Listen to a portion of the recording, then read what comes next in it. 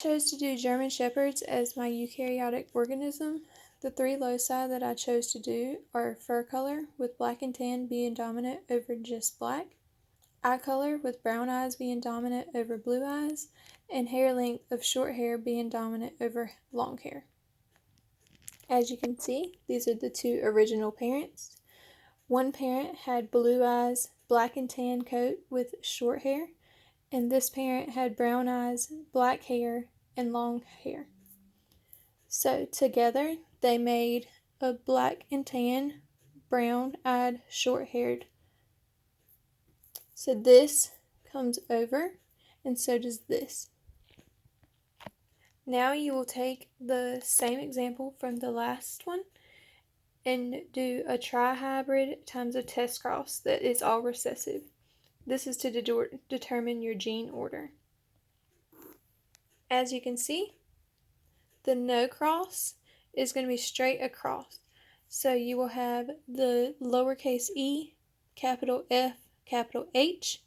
So then you will take these and you will circle the lowercase e, capital F, and capital H, and that one by itself will determine where the locus will be.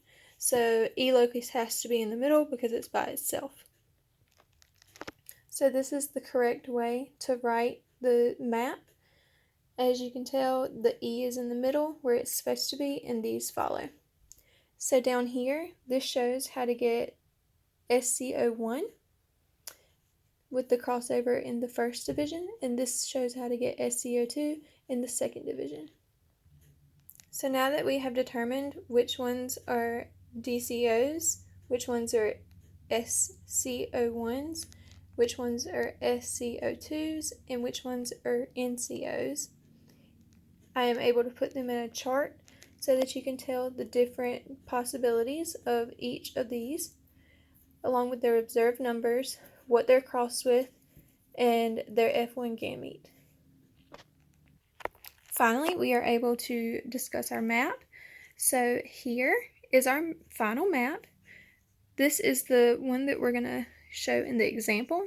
So to get to this number, you're going to do SCO1 plus DCOs divided by the total number times 100. So we did 5 plus 8 for the DCOs. Then we did 10 plus 15 for the SCO1s. And then we divided that by the total amount and then multiplied it by 100, and you got that number. That is where you got your value.